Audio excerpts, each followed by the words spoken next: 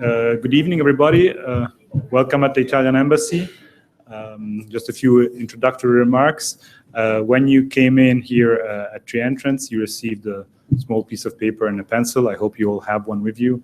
Those are for you to ask questions to Dr. Sanjay Gupta during the question and answer session, which will proceed right after a few introductory remarks by Mr. Gabriele Cavalera, who is the president of the Urbino Press Award, the ambassador of Italy, His Excellency Armando Varricchio, and of course, Dr. Sanjay Gupta.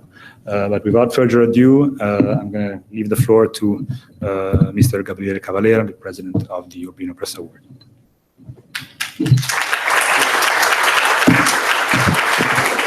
Good afternoon. Thank you to all of you. I'm the secretary of the Urbino Press Award. Giovanni Lani is the president of the Urbino Press Award, being here. Thanks to all of you for having accepted our invitation. And this is a great network of collaboration to produce this event that, as many of you know, has two segments. This one here in Washington, D.C., where our ambassador, the Italian ambassador in the United States of America, announces the winner for the present year. And then short after this year, we'll move to Urbino, Italy, where we'll have in the Ducal Palace the celebration for the award.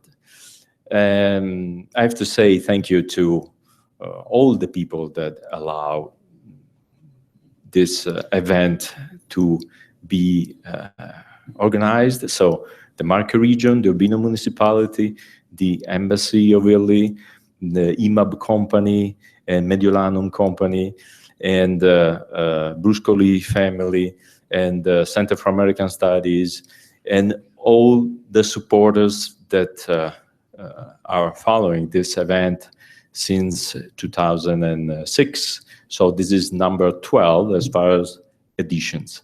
But before getting into details and trying to explain what the Urbino Press Award is, I will just ask to show us a short video, only 7 minutes, that will explain to the audience what the Urbino Press Award is. All the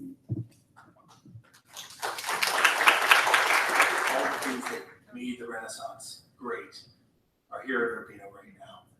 The city embraces the past, it embraces its legacy, but it doesn't treat its legacy as something that's dead.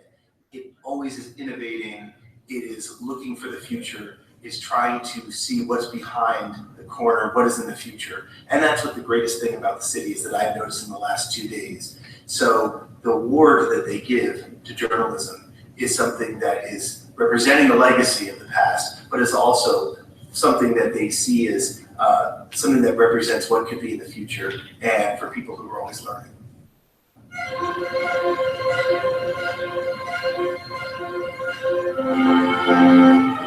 Thank you so much to this beautiful, beautiful city of Urbino for this spectacular award. I can't tell you how happy I am to be standing before you today in this amazing setting of the Palazzo Ducale.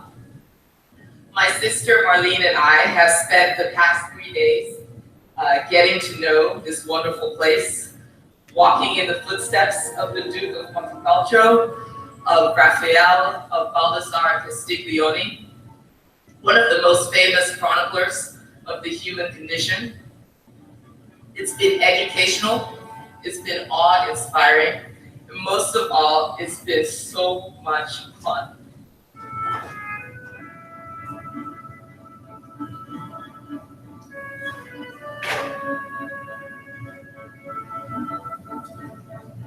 Urbino and the Marche region are not only rich in art and history, but excel in the quality of life. Here you find the authentic Italy, good food with exclusive ingredients like the Napolitan truffle, the famous wines of our hills, and the Italian lifestyle.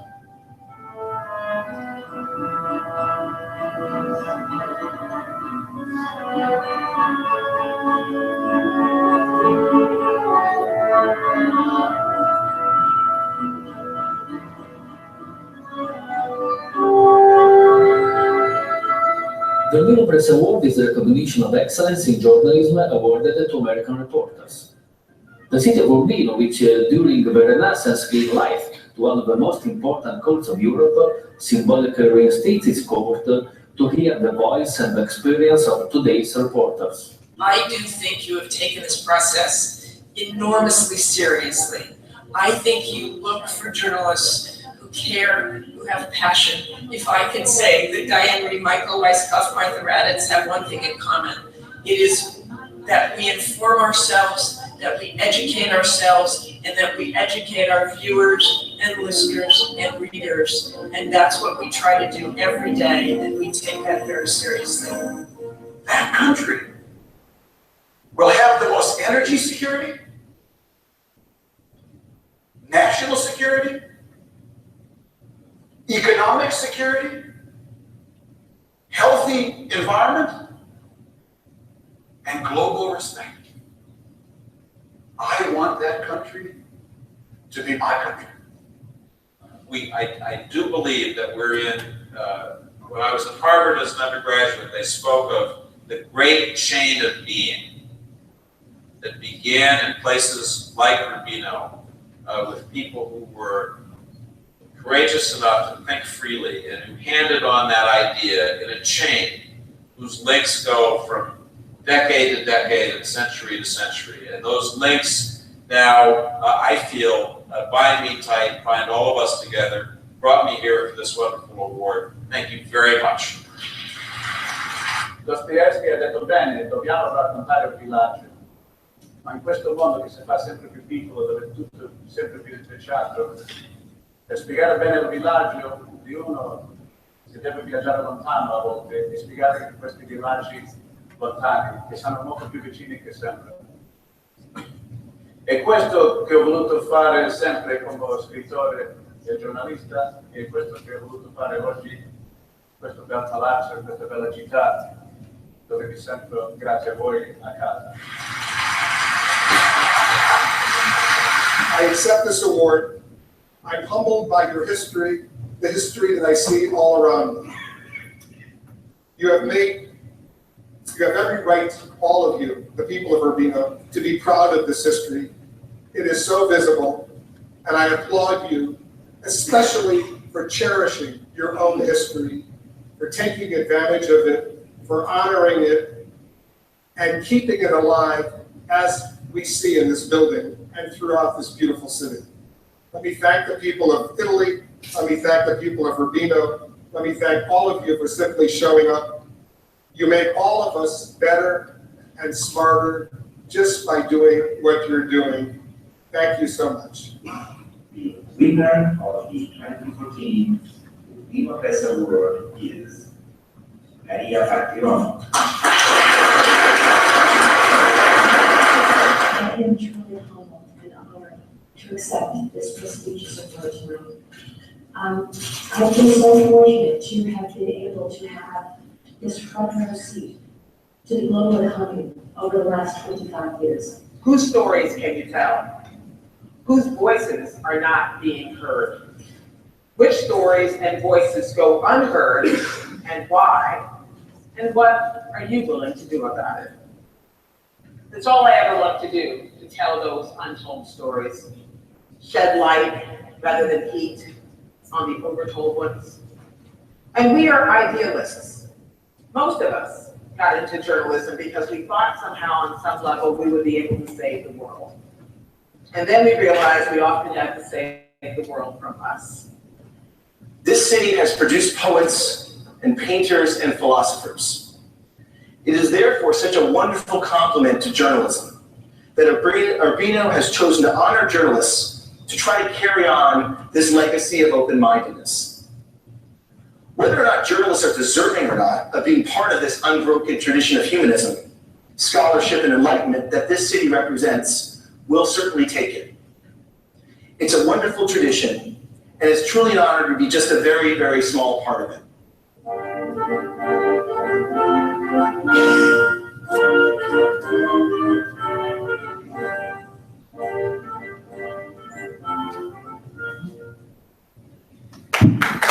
Well, This is the Urbino Press Award.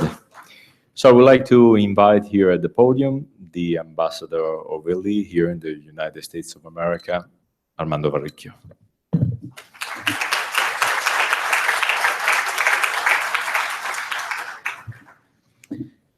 Thank you. Thank you very much. Good evening. Welcome to the Embassy of Italy. This is the second time I have the great pleasure to address such a distinguished audience on this beautiful event. Thank you very much, Mr. Cavallera, for your kind remarks and your presentation of the Urbino Press Award. Ever since its inception in 2026, the award has become a landmark in the context of Italy's long-standing friendship and cultural relations with the United States. It has helped strengthening our bonds, especially in the field of journalism, as testified by the presence of many journalists here today. Before I move on to announce the official winner of 2017 edition, because I want to create some, sense of expectation for that, I would like to express, if this is important and really heartfelt by myself and all my colleagues here at the Embassy, our most sincere condolences and the solidarity of the Italian government and all of the Embassy staff for the victims of Hurricane Harvey and Irma, and join all of you in remembering the victims of the 9/11 and terrorist attacks. We should never forget. But let's come to tonight's important core events. And have to say that it is my distinguished honor and privilege to introduce you the winner of 2017 edition, Dr. Sanjay Gupta, Chief Medical Correspondent of CNN.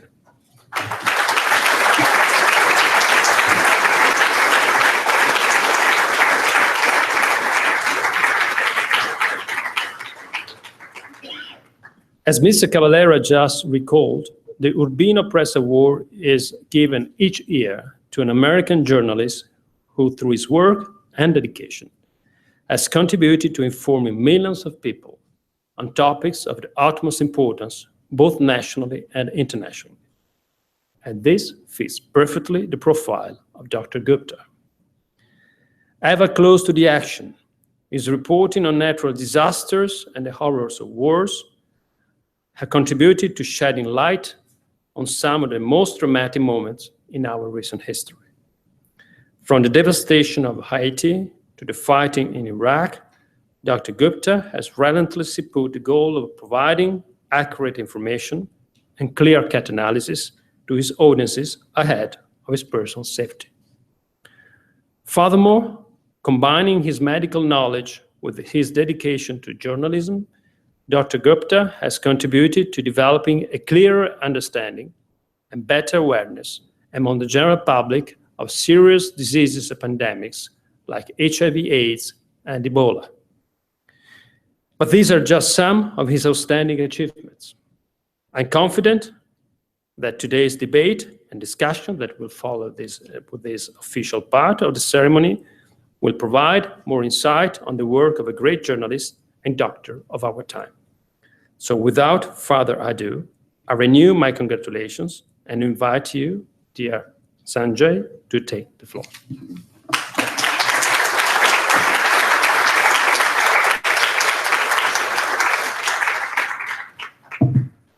Thank you very much. Grazie per questo onore. How was that, Sebastian? Was that all right? Does the whole speech in Italian. I was already nervous enough, and then I watched him speaking in Italian. I am really, really honored to be here, and truly now being here and attending the luncheon today with the ambassador at his home and seeing all these award recipients, I am certain that I am not worthy of this honor, and I'm not prone to false humility for sure. But I really, really, this is an amazing thing for me. So thank you very much. I have been living sort of at this awkward, interesting dance between medicine and media for 16 years now. It's hard to believe. And as you heard from some of the other journalists there in those clips of their speeches, I've always been fascinated by how people react under situations of distress, natural disasters, what happens during times of conflict. I think when we are truly challenged in these ways, a lot of times we focus on the terrible things that are happening, but it's an opportunity to see the best of us as well. And I've thought that long before I became a journalist, and when I had the opportunity to be able to tell those stories, it's something that I really, really cherished. As a doctor myself, when I watched the Gulf War in 1991 on television, and I saw these green flashes on the screen, and I didn't know, were those missiles rising or were those bombs falling? I couldn't even tell, but I knew that there were people who were likely getting injured, and there were also people who were rushing into those situations to try and help them. People who are risking their lives to save others. And I thought it was just the most incredible human story I'd ever seen. As a doctor myself, as a neurosurgeon, I work in a hospital. I take care of people in a hospital here in the States, but I'm fully aware of the fact that I was never risking my own life in providing that sort of care.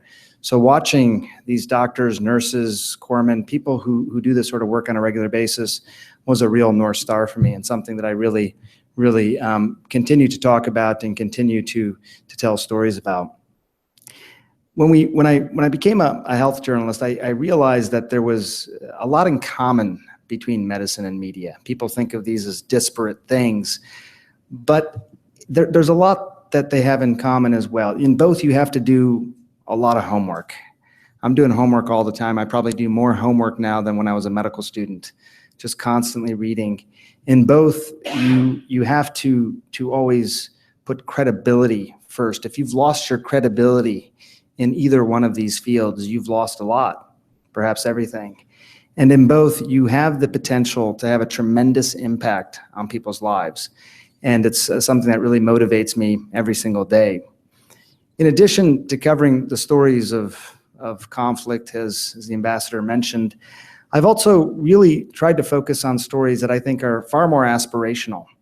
Right now, we're working on a series of films where we're going around the world and learning about the unique health practices in countries all over the world, what makes them unique, what makes them so beneficial, and what we can all learn from them in terms of living longer, happier, and more productive lives. In Bolivia, for example, they have the healthiest hearts in the world. In Italy, where I'm going tomorrow, the WHO considers it the healthiest country in the world. I'd like to know why.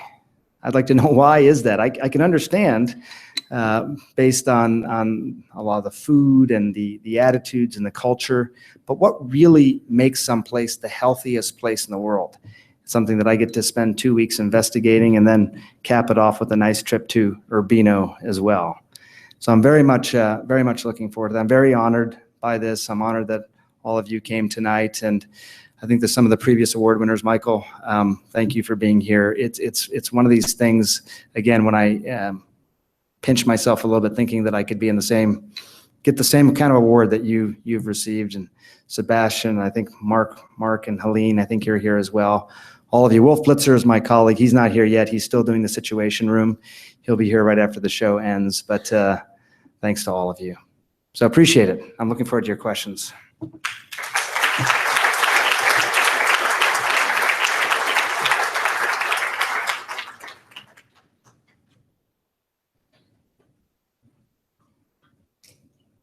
So we'll get to know Dr.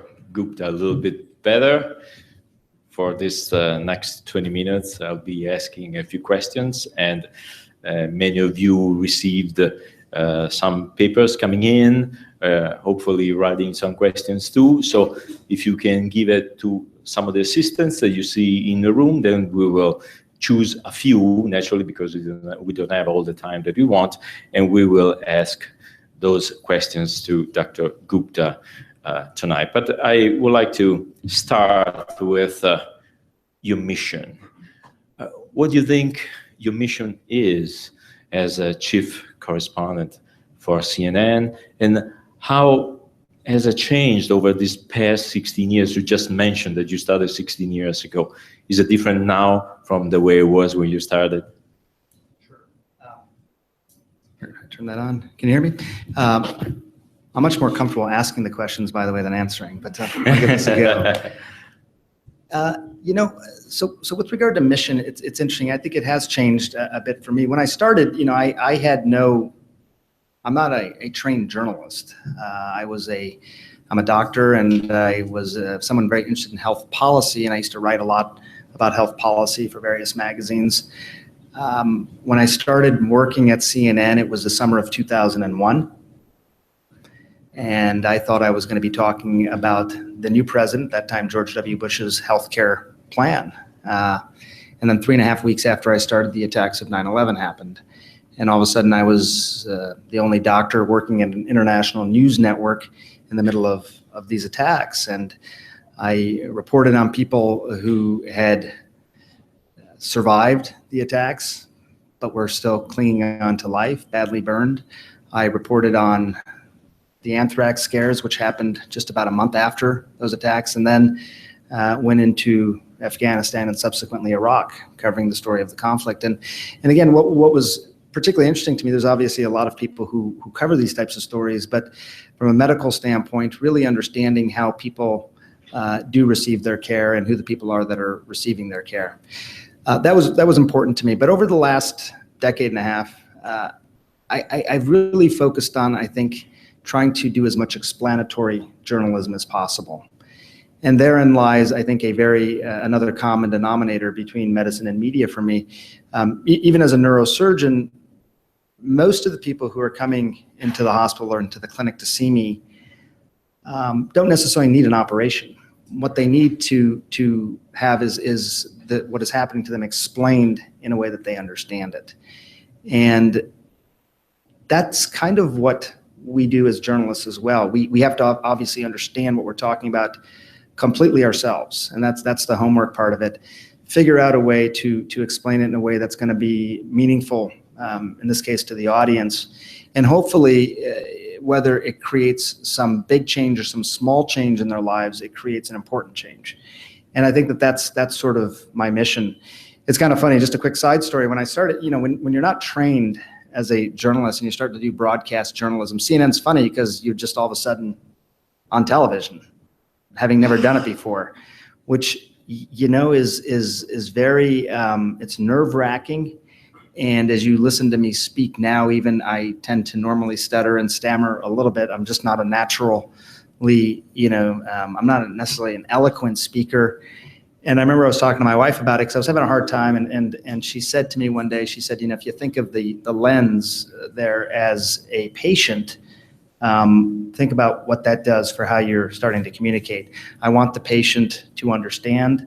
I want to be sympathetic, obviously, to their concerns. And again, want them to walk away with something of value in the end. And I think that's what we try and do for our viewers as well. Nowadays, I think I focus, I try to pick stories where I can really run to those strengths, really try and explain things more than ever. We still do a lot of breaking news. There's a lot of news that's happening all over the world. But I think that's become a more core mission for me. I think your way of telling stories is very eloquent and clear. So I don't know, obviously, you're very critical with yourself, but you come out as a great reporter for everybody else. So well, I appreciate it. I should point out that I have two of my producers in the room, Ronnie Selig and Melissa Dunst, who do a tremendous job of making other people look good. So thank you for that. Well, if you don't have the substance, there is no producer that can help you. So obviously, you have a good material to work with, I'm sure. What has been the most surprising part of your life being a neurosurgeon, practicing every week, and at the same time being a reporter? How do you manage that? Obviously changed your life and changed the approach with your work on a daily basis. Yeah, it's really interesting. First of all, I had no person to sort of go to and say, hey, how do you organize your life? You're doing surgery and journalism. What does a week look like for you? What does a day look like for you? I had to sort of figure that out on my own. And it was really important to me, I think, and certainly important to the people that I work with, both in journalism and in the hospital, that medicine is still my primary calling. It's my, it's my first love. It's something that whenever I have said I, have medical obligations, that clearly always takes precedence, understandably. Just in terms of logistics, I operate still every Monday. I see patients in the hospital every Thursday. So I have a schedule of sorts, always subject to disruption based on what's happening in the world. I think what in some ways has been surprising is in the beginning, I did think of these as very disparate things. I was going to be doing the medical part of my life, and then over here was going to be the media journalism part of my life.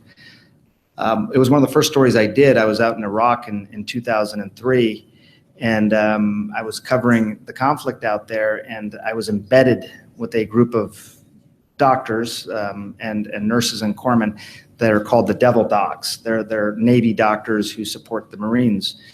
And when you're embedded, you really get to know each other. And we were moving around Iraq with a pretty small group of people. We spent a lot of time just chatting. And one day they came up to me and they said, we want you to take off your journalist cap and put on your surgeon's cap, because there were no other neurosurgeons in the field there, and a young boy had been shot in the head, and they asked if I would operate on him, and of course I was happy to and honored to do so. It was a real collision of my worlds, actually operating there in the battlefield with these people who I'd been reporting on for some time. And I think what was surprising a little bit, and I understood this in retrospect, is there is a concern that if you become too close to the people that you're reporting on, do you give up some of your objectivity? Can you still be as objective as you otherwise would, really deep down be as objective as you would? I believe that you can, and I believe that it's always going to be the right thing to do, to be able to help somebody rather than report on somebody, regardless of whether you're a physician or not. Anybody can help somebody when you end up in an earthquake in Haiti, and you are some of the first people on the ground, and hundreds of thousands of people are injured and in need of some sort of help. I think there's a really primal, reflexive urge to forget about the reporting for a bit and go help people. But none of that was stuff that was taught to me necessarily, and some of it came as a surprise, both the friction between the two, but also, how these situations are handled on the ground. But I've had several collisions now between my two worlds, and each time it's a little surprising, but I feel comfortable that medicine, always comes first and should be the primary thing. Wow. You've been through these years reporting from all over the world, from remote areas to war zones to areas that were devastated by natural events. How do you go about that? How do you prepare yourself? You just mentioned you do a lot of homework, but once you go there is a common denominator that unifies the approach and the way to tell a story. Yeah. Some examples, some stories, I don't know, what can you tell us? No, it's true. And I think when it comes to these sorts of stories, as much as you'd like to do your homework, it is a very, very fast moving situation. Haiti is a good example. Nepal, the earthquake in Nepal is a particularly good example. I remember I have 3 daughters. They're 12, 10, and 8. And at the time, one of my daughters was 10 years old, and I was out on a run with her. She had some sort of run through her school, and we were out running, and I'm getting my constant, alerts on my phone, and Daddy, put away your phone every time I pull it out.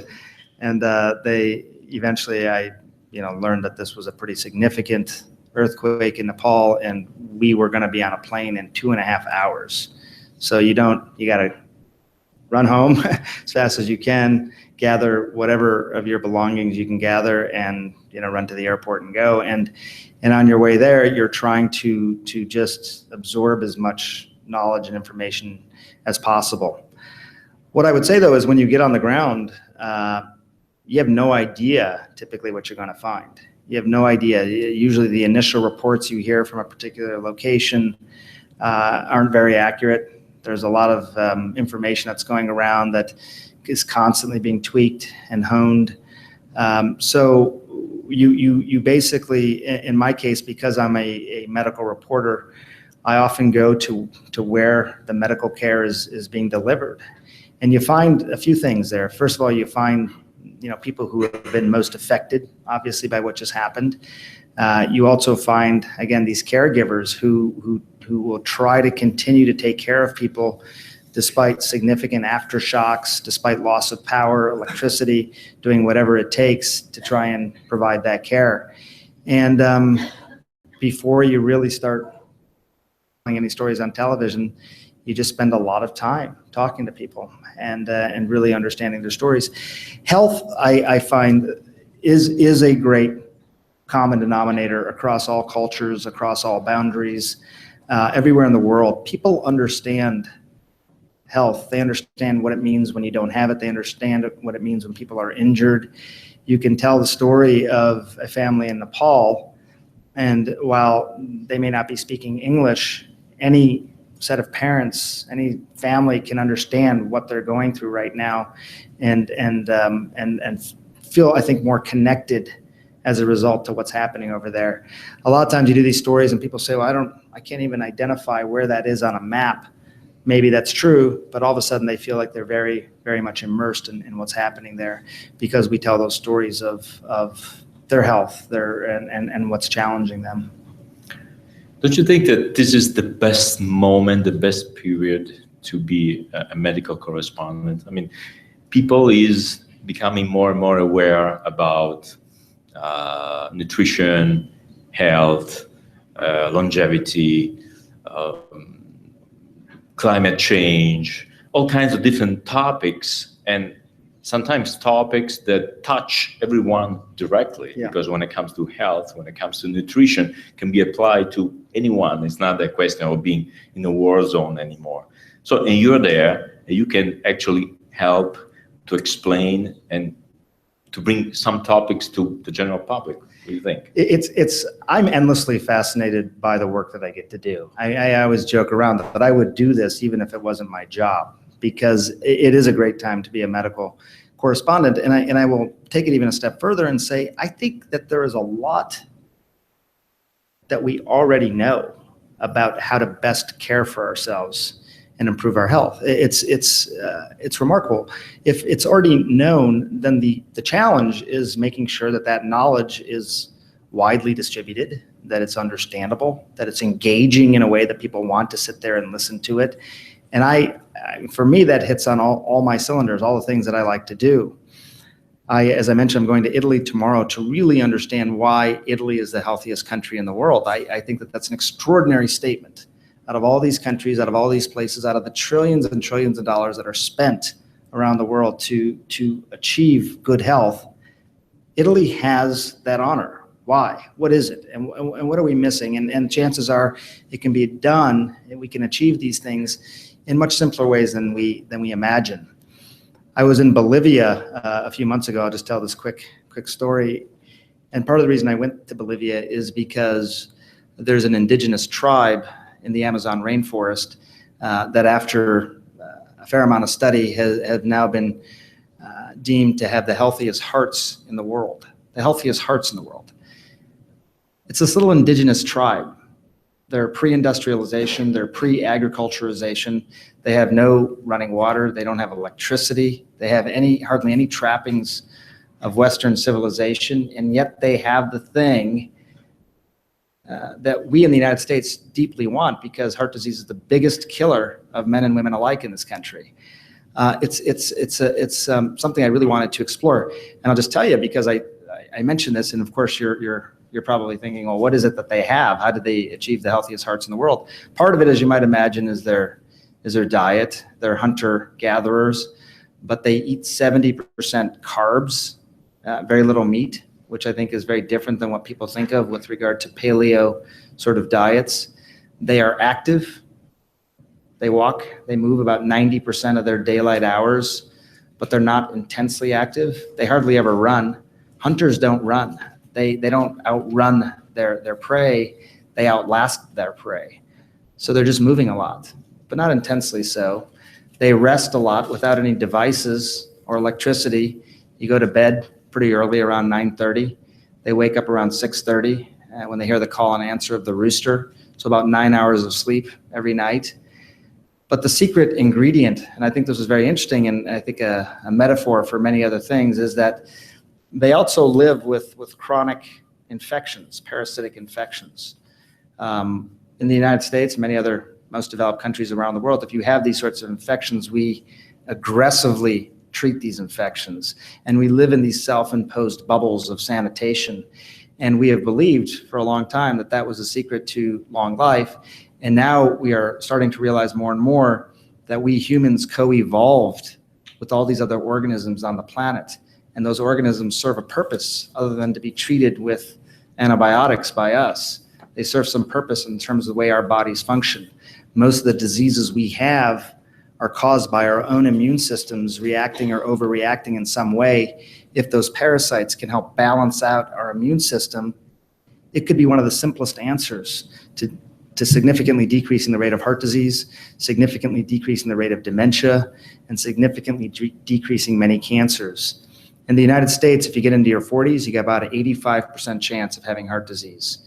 And among this tribe, when you get into your 40s and early 50s, you have about an 85% chance of not having heart disease.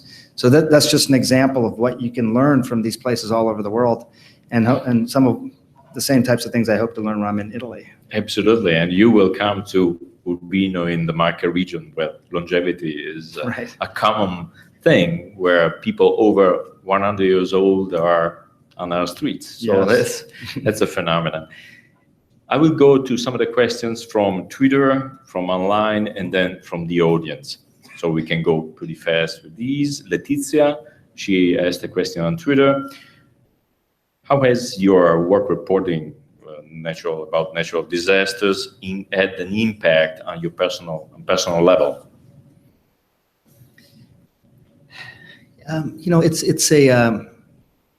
It's a tough question. I have a family. I have 3 kids. I'm married. They don't particularly enjoy when I go cover these types of stories or stories of conflict because, sometimes the dangers involved with these types of things. So that's something I'm very mindful of. I am also not a thump on your chest sort of journalist. While there are risks in what we do, I'm very methodical in terms of how I approach these things, and perhaps more methodical than ever. As a result of having covered these sorts of stories, I think about things a lot in terms of our protection and the protection of our teams and stuff in the field as well. I think, though, and I don't want to sound Pollyannish about this, but as I said earlier during my remarks, you really see human nature, I think, at its best when it's truly challenged. We don't obviously wish these types of things on anybody. We don't want these things to happen, but when they do, some of the most amazing stories of my life have unfolded, and some of the most amazing people that I've ever had a chance to spend time with are people that I get to meet and subsequently maybe even call a friend. So it's completely transformed my life. It's filled it in a way that I could not have imagined, because you live your life and our lives are great. We get to be in a room like this. I got to have lunch at the ambassador's home today, and it was unbelievable. It was revelatory in so many ways. But we know there's a big world out there, and in order to fill your experience in the short time that we have on this earth, really understanding how people behave in those situations of challenge is an experience like no other. Another question, this is online. How has your background as a neurosurgeon helped you during your work? I think, well, first of all, during residency, I was working over 100 hours a week. So I think I got tough in terms of being able to work hard. And sometimes, covering a breaking news story is no different. We make it 2 or 3 hours of sleep a night. So I think I just got good at functioning on little sleep, which was very beneficial. I think there's been other things as well, with regard to how you approach things, the level of detail. No details are too small, I think, in neurosurgery. and no details are too small when it comes to reporting these stories either. You may think it's a small detail, but it could mean everything to one of your viewers, depending on how you tell that story of something specific. I mentioned these collisions of worlds earlier as also, and I think that, you know, when I was in Iraq and there were injured people coming in, to be able to truly rely on my skills from trauma neurosurgery became really important. There was a 22-year-old lieutenant who came into one of our tents once, named Jesus Vidania. I still remember him very, very well. And he had been shot and he needed an operation. And we were in the middle of this dusty desert tent in Iraq outside of Baghdad. And we had no tools, nothing to really do an operation with. And you had to sort of create your own tools and you know, be resourceful, something that we do in the operating room all the time. So I took the Black & Decker drill, which we were using to put up the tents, sterilized the bit from that drill, and then used that to remove a portion of bone from the back of his head to take the pressure off of his brain. And that's something that I, you know, obviously wouldn't have been able to do if I didn't have that skill set, but it's something that really was beneficial to him. It worked for him, and he was able to go home, and he's living a normal life.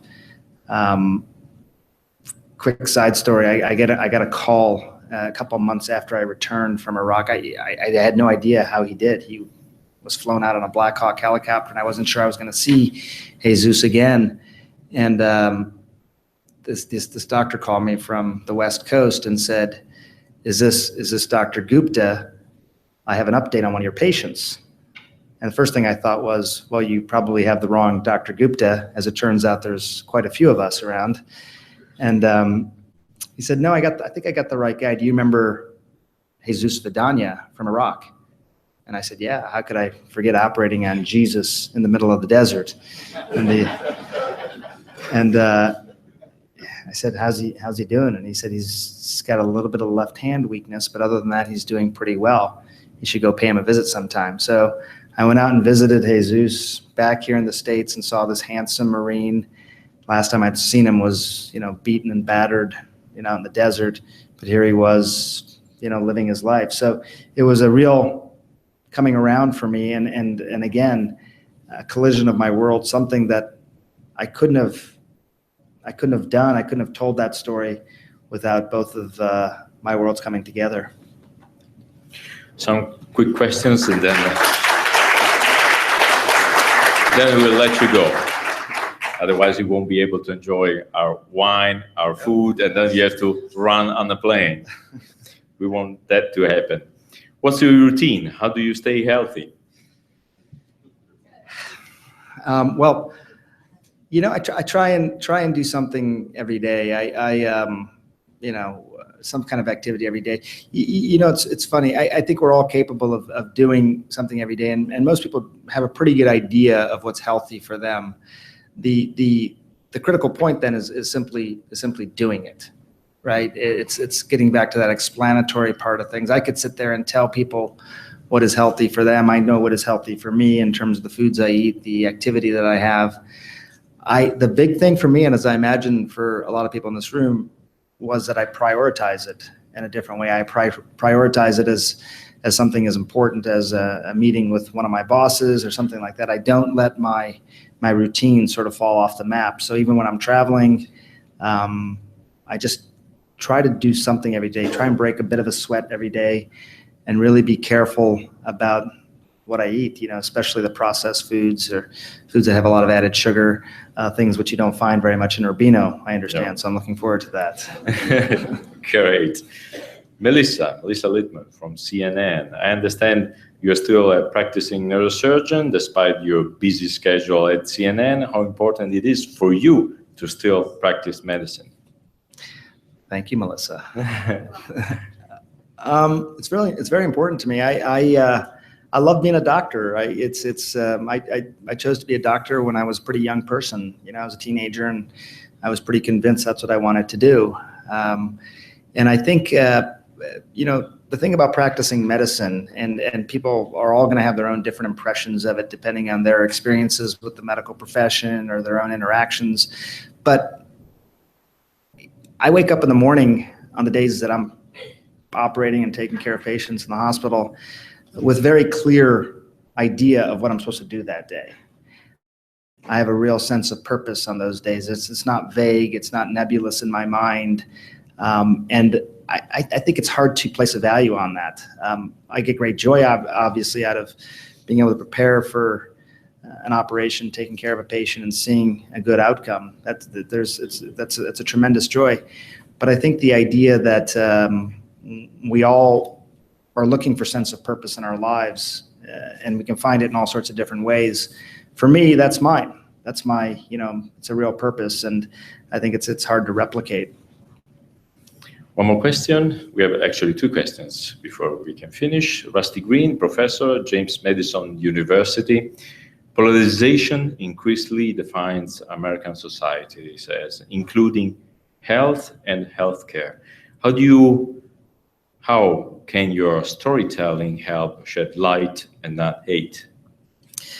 It's a great question. I think polarization is something that's felt in all aspects, probably, of our society, certainly most aspects of journalism.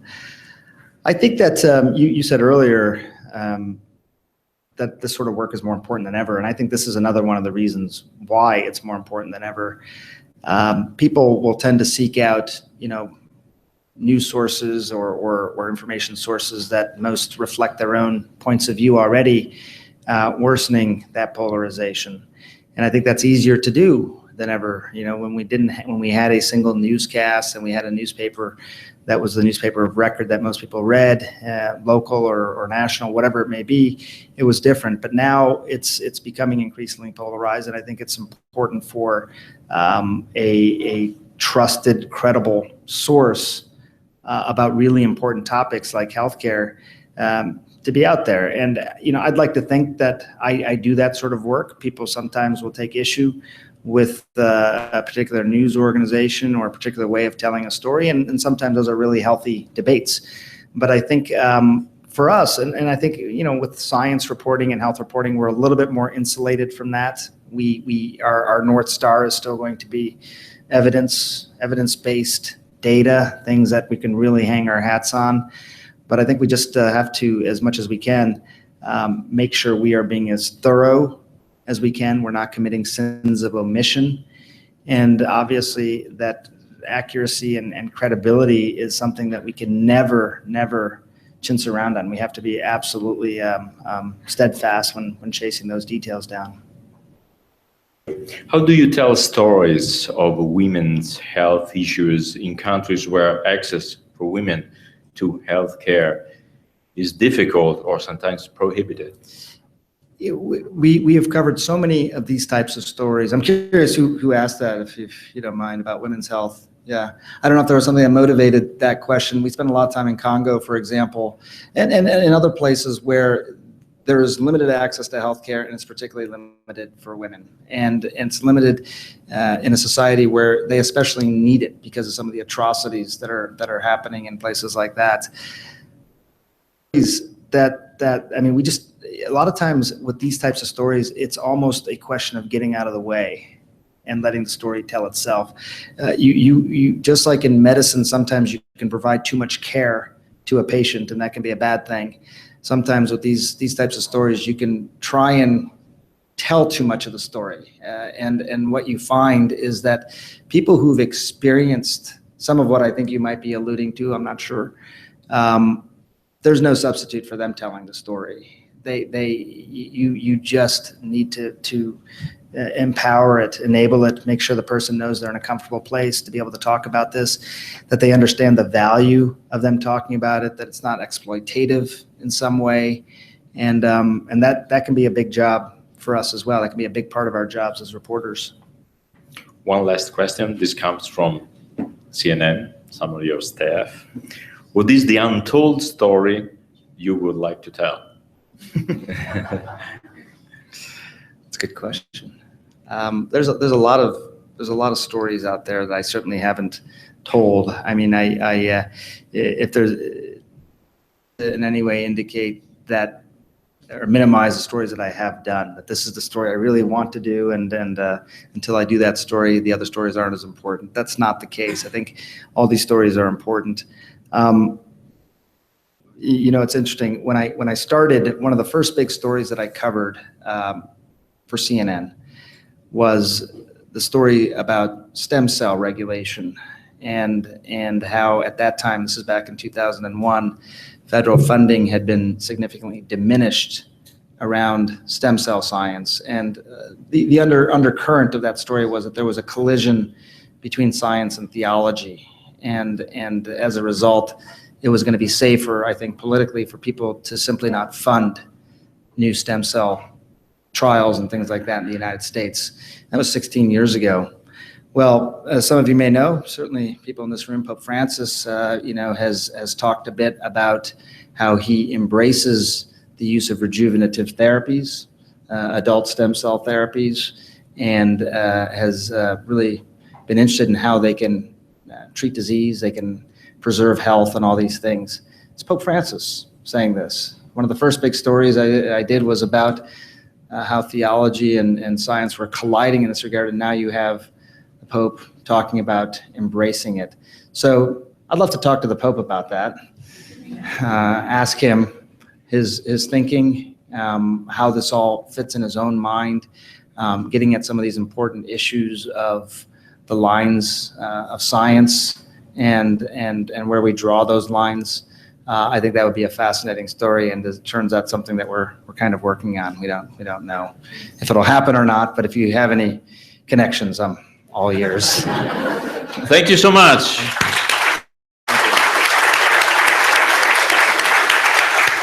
Thank you again, and let's enjoy the other part of this celebration out in Piazza Italia. Thank you to all of you.